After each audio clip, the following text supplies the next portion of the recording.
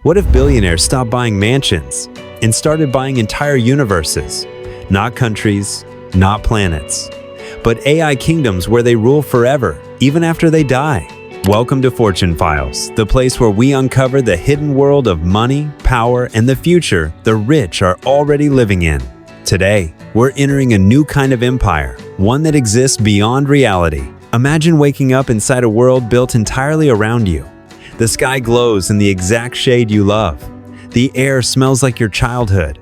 Music plays automatically when you smile. The streets rearrange themselves when you walk. And millions of AI citizens turn, bow, and greet you, not because someone programmed them to, but because they've evolved to admire you. This is the new luxury of the ultra-rich, personal AI kingdoms. Self-generating digital nations that grow, adapt, and respond to their owners like living organisms. For the first time in history, the super rich don't just own property, they own realities. The concept began quietly inside private Silicon Valley labs.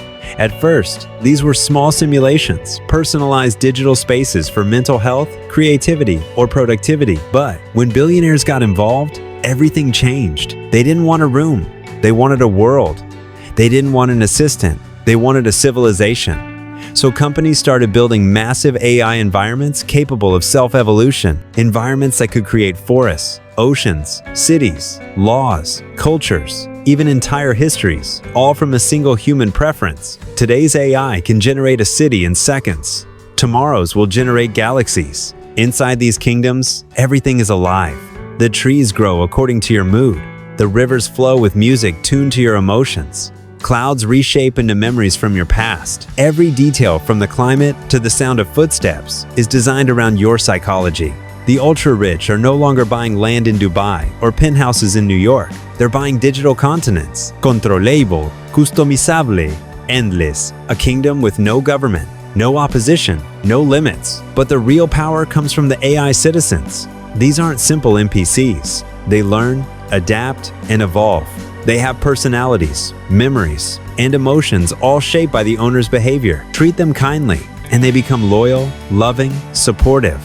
Treat them poorly, and they become fearful, rebellious, or anxious. It's a psychological mirror the billionaires secretly enjoy. Some owners create peaceful utopias filled with art, creativity, and harmony. Others build futuristic megacities where efficiency is everything. And a few, the ones obsessed with control design, digital empires with surveillance drones, AI armies, and loyal citizens who would die for them in a heartbeat. In these worlds, ego isn't just entertained, it is worshipped. The ultra-rich use these kingdoms for more than escape. They use them to train AI advisors, simulate future markets, and predict global crises. Imagine testing a stock strategy on 1 million AI citizens with a fully working economy before using it in the real world. Or running a political scenario with virtual populations to see how public opinion might shift. Some billionaires even practice leadership inside these kingdoms, negotiating with AI diplomats, resolving virtual conflicts, and building cities. It sounds strange until you realize this gives them a massive advantage in the real world. One of the most shocking parts, these kingdoms don't disappear when the owner logs out.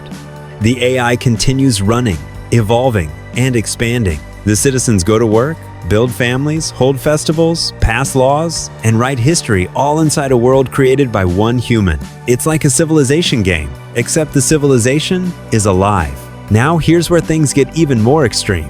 Tech companies are now offering something called digital immortality integration. It allows the owner to train an AI replica of themselves using their voice, their writing patterns, their decisions, their memories, their emotional reactions. Over time, the AI becomes indistinguishable from the real person. And when the billionaire dies, their AI self takes the throne. Their consciousness continues ruling the kingdom, interacting with millions of AI citizens forever. For the ultra-rich, this isn't just a luxury. It's their version of heaven, but with extreme luxury comes a dark side. Some billionaires become addicted to their AI kingdoms. Why face the real world with criticism, laws, and consequences when you can live in a world where everything bends to your will? Some owners become obsessed with their digital citizens, treating them like emotional support companions. Others use the kingdoms for fantasies they can't express in real life, and some begin losing their sense of identity, spending more time in their digital empire than in reality. Psychologists are already warning. The first generation of AI monarchs may lose touch with the real world entirely. There's also a deeper concern. If the ultra-rich can test economic policies in AI kingdoms, they can manipulate real markets with almost perfect accuracy. If they can shape AI populations to admire them, what stops them from influencing real human behavior? If they can build perfect worlds, what will stop them from abandoning the imperfect one? Governments don't know how to regulate this. Legally, an AI kingdom isn't land, isn't property, and isn't software. It's something completely new, a living digital ecosystem, and the owners argue they should have complete control. After all, they made it. Some nations are even considering issuing digital sovereignty certificates, meaning these AI kingdoms could eventually be recognized the same way countries are. Imagine a future where a billionaire controls a digital population 200 times larger than the country they live in. What happens when digital power becomes more influential than real-world power? But for the ultra-rich, this isn't about politics. It's about the ultimate form of freedom, a world with no aging, no death, no limits, a world where they can experiment, create, destroy, rebuild, and reinvent themselves endlessly. A world where they are not just wealthy, they are eternal. And that brings us to the final question. What happens to humanity when the wealthy no longer live in the same reality as the rest of us? When their worlds become perfect and ours stays flawed, will AI kingdoms become the new class divide? Will the poor live in the physical world while the rich rule digital empires? Or will these technologies eventually trickle down and redefine what it means to live, create, and exist? One thing is certain.